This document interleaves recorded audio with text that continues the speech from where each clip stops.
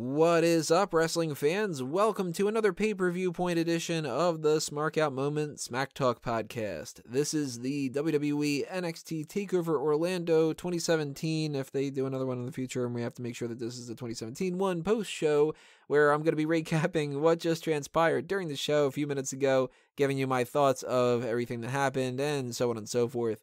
I'm your host, as always, Tony Mango. If you don't know that and you're new to the show, how's it going there, newcomer? Essentially, what this is just a generic rundown of some hits and misses and some different thoughts that were running through my mind immediately following the show before the dust has settled, and, I don't have anything to really reference for the future of how they're going to be doing different storylines and different things like that. We're going to be doing the same thing tomorrow night for WrestleMania. Hopefully, I'll have some of the crew on for that edition. This time around, I think Wago was the only one that actually watched the show, which is always weird to me that people don't watch NXT and then they do the same thing with the cruiserweights, and then it's like we don't get that stuff and we get more of the Raw stuff because then WWE thinks that that's the only thing that people want to watch, and then everybody bitches and complains and all that. But, I know sometimes people get their schedules are in the way. Saturday nights aren't necessarily the same as Monday nights or Tuesdays or Sundays or whatever.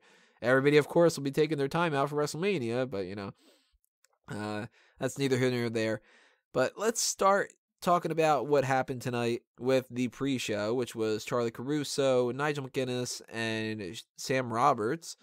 And Kayla Braxton was hanging out, talking to the fans and stuff like that. Nothing really big happening with her.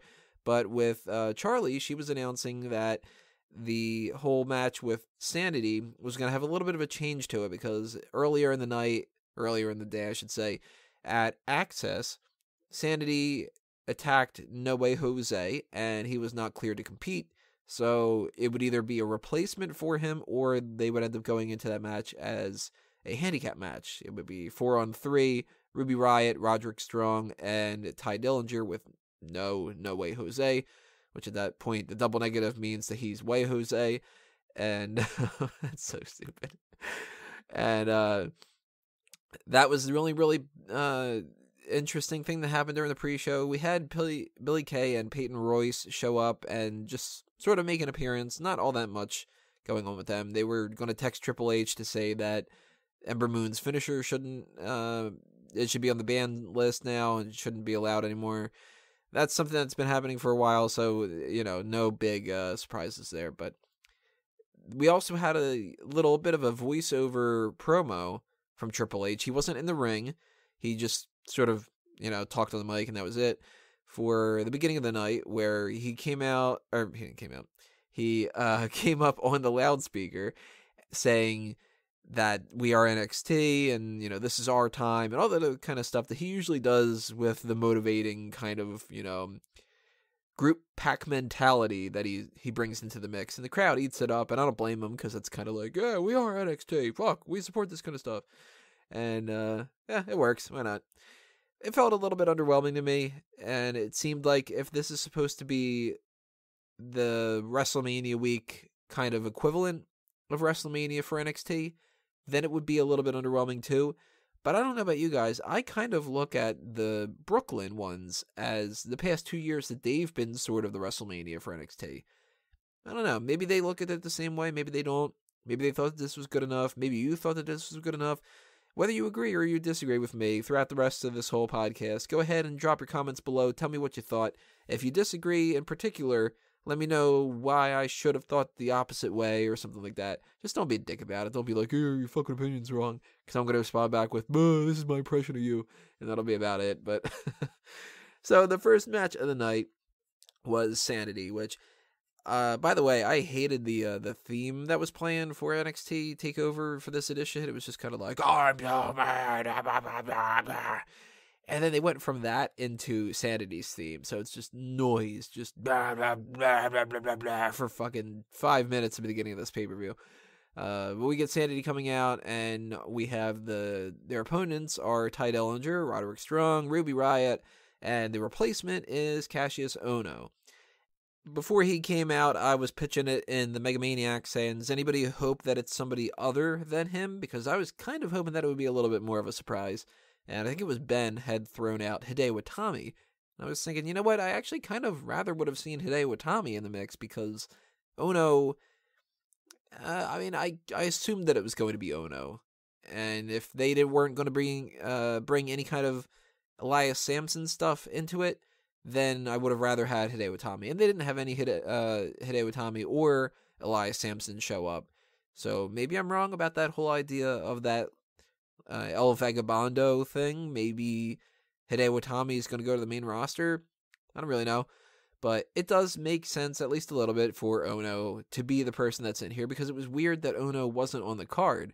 Although you got to think, this sucks for No Way Jose. He would have been a part of the card, and you know that always is disappointing when you get bumped, especially at the last minute like that. Like, they've been building up to this, and even though No Way Jose is not going to be, you know, a more popular person in the mix than Ohno, because Ohno is a newer guy and he's got that momentum riding into this, it still sort of sucks for somebody like No Way Jose. And I actually think that I might have enjoyed this match a little bit more if No Way Jose was in it, so he could bring a little bit of levity to it. But I did like Ohno's part of the match. He didn't, like, hurt the match whatsoever. He certainly didn't save it, though. That's the thing.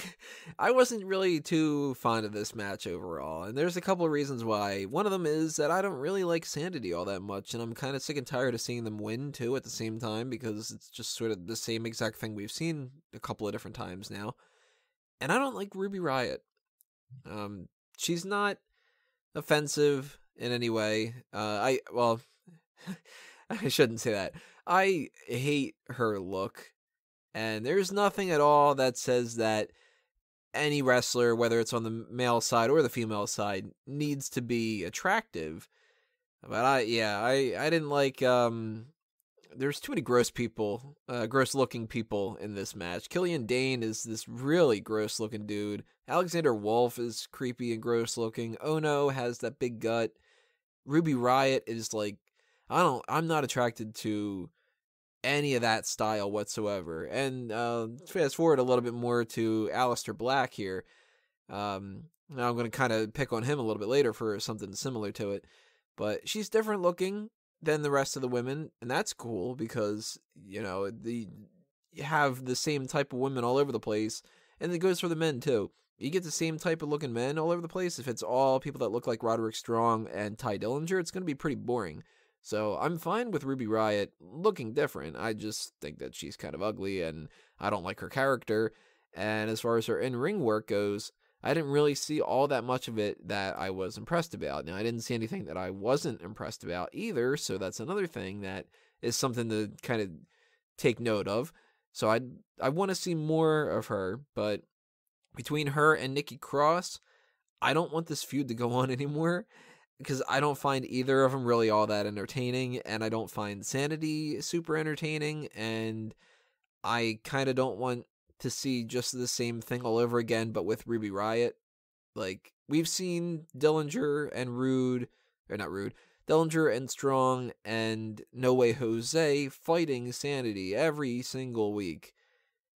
Now, you add Ruby Riot into the mix, and yeah, that's something different, but I don't want Ruby Riot and Ty Dillinger against Eric Young and Nikki Cross, and then No Way Jose and Ruby Riot against Nikki Cross and Alexander Wolf, or, you know, any of those kind of combinations. I kind of want this whole thing to just sort of be done and to see some other people in the mix here. And I want Nikki Cross to go up against, like, fucking Daria, and Ruby Riot can start fighting people like Aaliyah or something like that.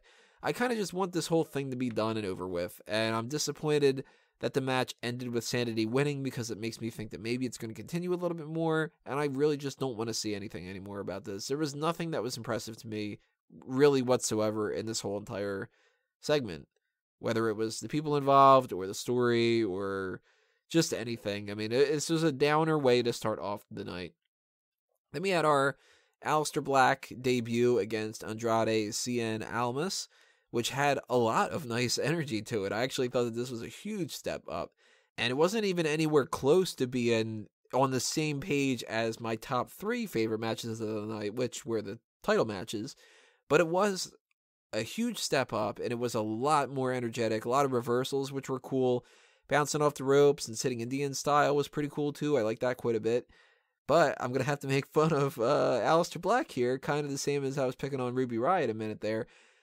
The name itself sounds like a nerd's World of Warcraft character.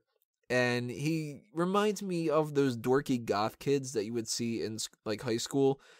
And I don't know if you have or had the same breakdown of like social structures that my high school did, but there were these different pockets of different social cliques, and there was a section of it which were these emo or goth or punk or skater or whatever the fuck they were going to call themselves, those people that would like sit by themselves or, you know, all in the same group, which, hey, you know, you got your own friend group, fine, you know, it's not going to cause me any fucking headaches.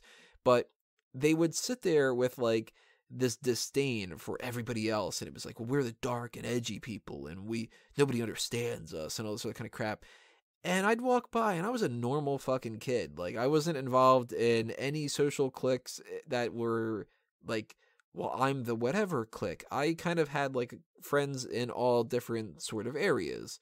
And it would be like, well, you know, I got like one friend who calls himself a punk, and one friend who's like the stereotypical jock, and one friend who is in the band, and one friend who is whatever.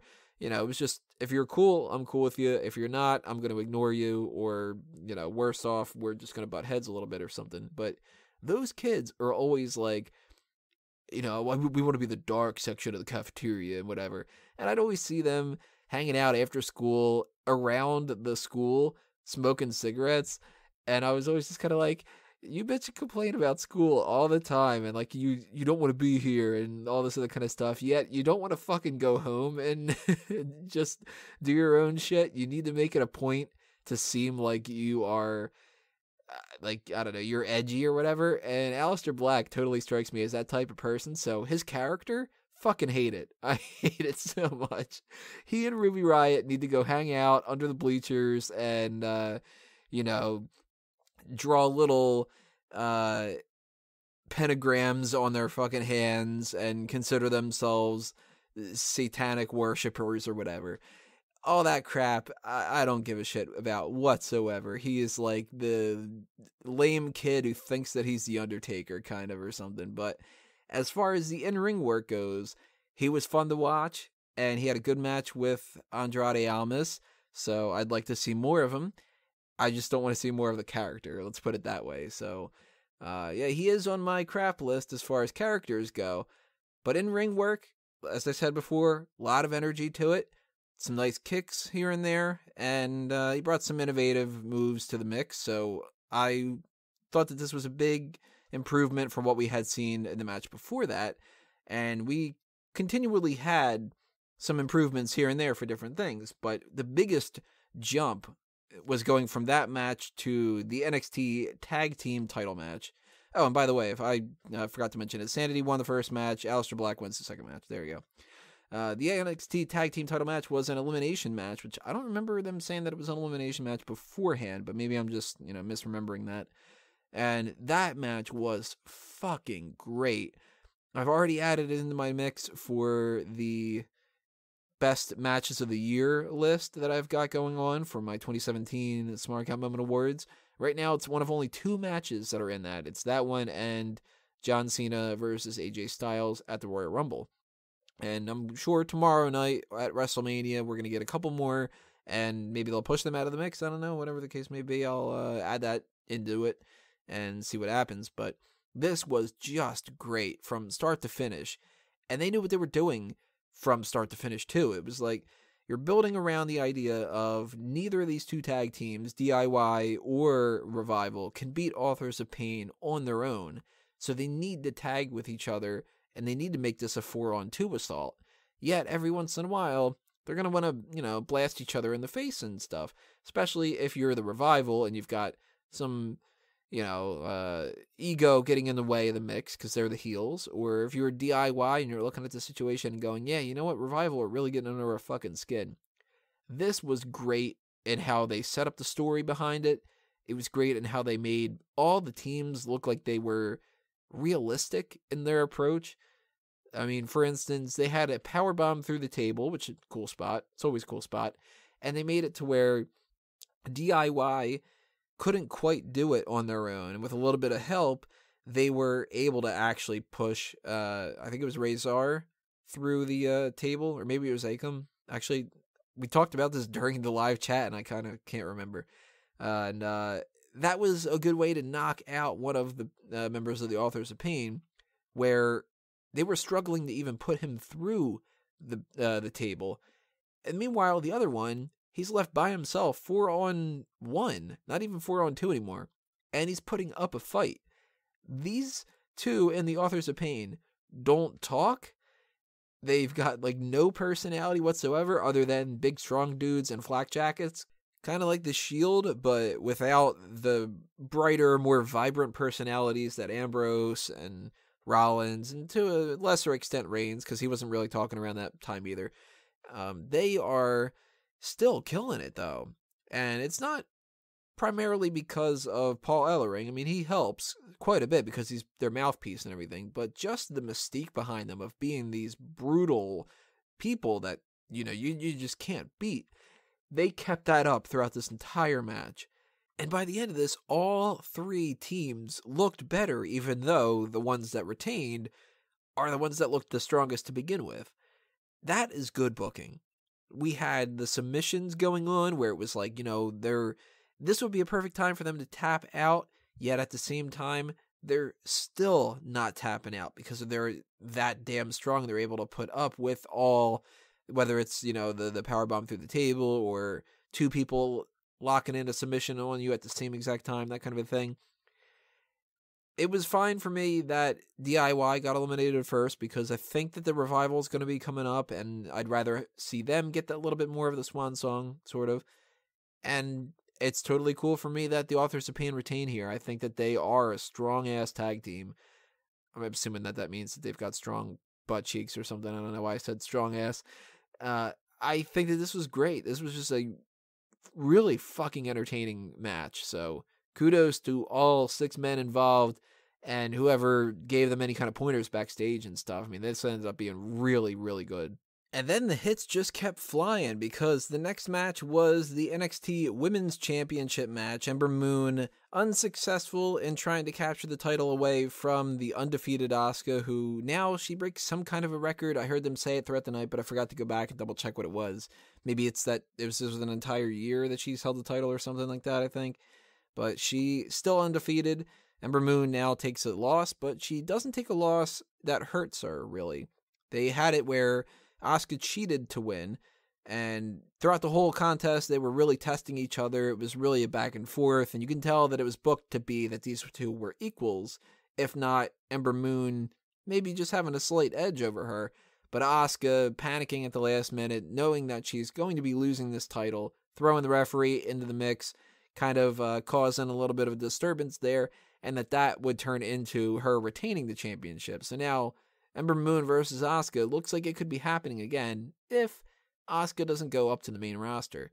If you remember back to the predictions post that we did for WrestleMania, I was saying WrestleMania has that SmackDown women's match, and it was on the pre-show at the time. The situation has changed. It's no longer on the pre-show, but the reason why wasn't because of something internal with WWE. It was because people complained, saying that this was sort of disrespectful, that the women should be given a chance on the main roster. Now, I would argue that while I totally agree that the SmackDown Women's title match shouldn't be on the pre-show, I don't think that this was any kind of a slight to the women specifically, because we have the Raw Women's Championship match on the main show already, and they probably just assumed that match would have been a decent enough thing to put on the pre-show and nobody would have complained and stuff. I don't think that was like, well, it's a women's match, we'll throw it on there. But that's a whole other topic for another day. Essentially what it boils down to is they bumped it and it's no longer on the pre-show, which means that probably something else is going to go on the pre-show. I'm assuming the Raw Tag Team Championship match, but as far as I know, they haven't announced what that other match will be yet. Hopefully it's not like the Intercontinental title match, because that would kind of suck. Although that's another one that could be in the mix. I don't know. And When it was on the pre-show, I thought that was almost a guarantee that Asuka wasn't going to be coming up, and that special extra person, if they have an extra person, by the way, was just going to be Tamina. Just because it's not on the pre-show anymore doesn't mean that that's not still the case. And bumping it to the main card, can you really call it bumping it at that point? Bumping it should be like taking it and downgrading it. I don't know. Upgrading it to the main card. That's what it should be. Doesn't mean that we're going to get some kind of a huge surprise, because I doubt that they would have changed their plans entirely. So I don't think Asuka was going to be a part of this anyway. I think that if there is a special person, it's going to be Tamina, or it's maybe Kelly or whatever. But now with Asuka keeping the championship, I think that this seals the deal. Asuka's not coming up to the main roster, at least not right now.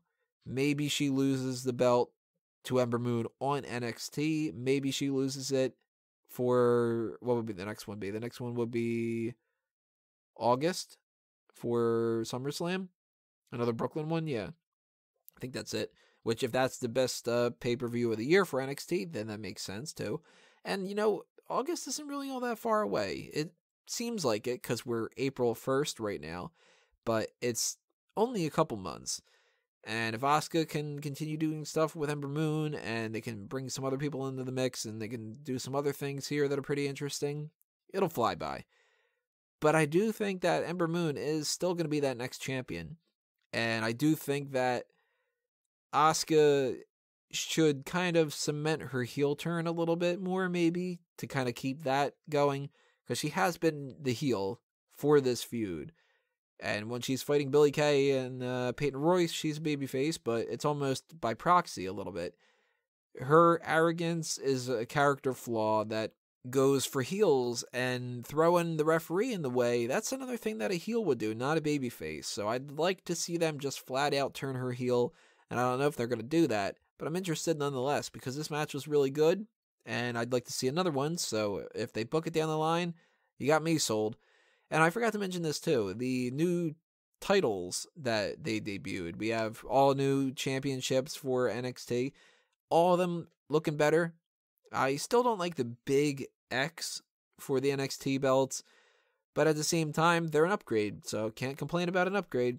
And I think that they look a hell of a lot better. I'm so glad that they went with the black strap instead of going with some kind of a puke color, some piss yellow or something like that, or making it this real gaudy thing. And I'm assuming that the side plates are going to be operating like the normal side plates that we've been getting, which means they need to start getting that graphic design team to start working on some logos for some people, because I don't remember like Oni Lorcan having a logo, although when's the next time he's going to fucking get into a title match? Or the first time, maybe. I don't even know if he's had a single one of them. But I do like a lot of the different things that happen with that upgrade to the titles, and I'm assuming that at least part of this is having to do with the whole Paige situation with the NXT title, but I highly doubt that was like the big motivator here. I think that they just wanted to have some new titles into the mix, and they figured this was the best time as any time to do it, which might mean that maybe we're going to get some new titles for the Intercontinental and the United States title tomorrow night. Both titles are on the line, so keep your eyes peeled for that. But finally, we have the NXT Championship match, and funny enough, all three titles do not change hands tonight. I thought at least one of them would have, and I thought it would have been Ember Moon, but I started to get a little bit nervous that Shinsuke Nakamura would win that title back, and he thankfully didn't. And I say thankfully not in any kind of means to say that I dislike Shinsuke Nakamura, because I don't. I actually like him quite a bit. It's just, it's not a good idea in my mind to have him win that belt for the third time, stick around in NXT, even if Bobby Roode comes up to the main roster, which I want that to happen, and I'd prefer for it to happen even sooner than later. But you're going to keep one of them in NXT, it should be Bobby Roode. So having him retain the title here was the smart play.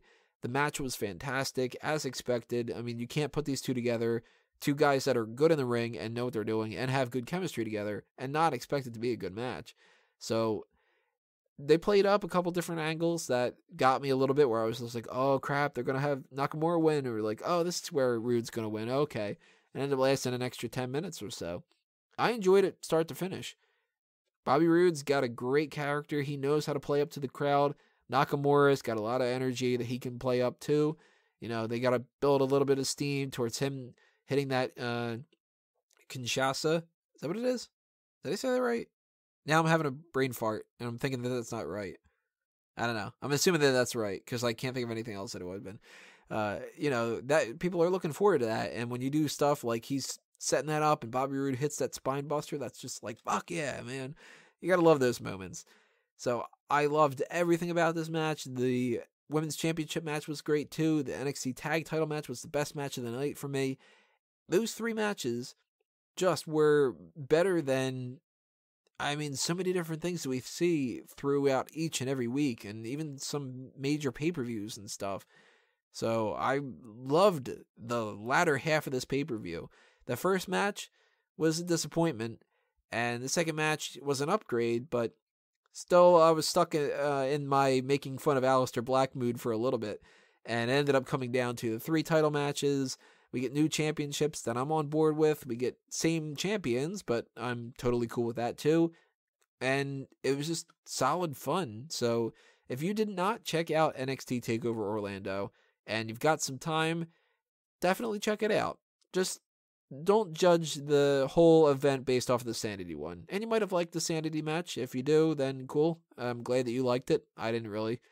I kind of look at this as the movie 4 Rooms a little bit. If you've ever seen the movie 4 Rooms, you know that there's 4 separate stories, and the first one sucks.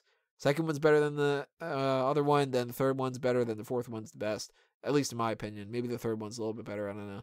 But the opening match of this, the least interesting one of the night, then Black versus Almas was the second least. You know, I guess I could say the 4th best, but tag title, that hit the top, and then you got the 2 other titles that really about on par with each other. All 3 of those, it could be interchangeable, and if you told me that that was your favorite match of the night, I wouldn't argue with you. But I did overall like this quite a bit, and if I'm going hit or miss with this, I mean, of course I'm going to give it a hit. The majority of this stuff was great, so I recommend it to everybody, and now it just means that I'm a little bit more excited for WrestleMania, because they're going to come out tonight, I'm sure. They went to the locker room and they just did the same kind of thing that they usually do, which was, God damn it, we're going to have to follow this. Okay. Hopefully they're able to not only follow it, but improve even more. And I'm hoping, beyond hope, that when I talk to you guys tomorrow night, that it's not going to be bitter Tony, and it's not going to be me sitting there going, yeah, they fucked up the Undertaker thing, and I can't believe that this match sucked, and I can't believe that they went with this booking idea and all that other kind of stuff. I don't want to be a negative Nancy about this kind of stuff. I want to be happy, like what I'm feeling right now. I'm happy with our new titles. I'm happy with the way that things went, other than that SAnitY match. And when you get 4 out of 5 that you enjoyed quite a bit, that's a damn good night. So it's also a good night to you guys as well. Make sure that you hit that subscribe button if you haven't already. Hit that thumbs up as well. And if you follow us on Facebook and Twitter and the smarkoutmoment.com website on top of that, you'll be notified of everything else that's coming your way from the channel and then the site itself, the articles and different stuff like that. Of course, WrestleMania is tomorrow night, so live coverage of that. Bunch of articles are going to be posted all over the place, Bleacher Report, Wrestling News, etc., etc. And that's when I'll be talking to you next. So this has been another Smark Out moment, and I am being counted out.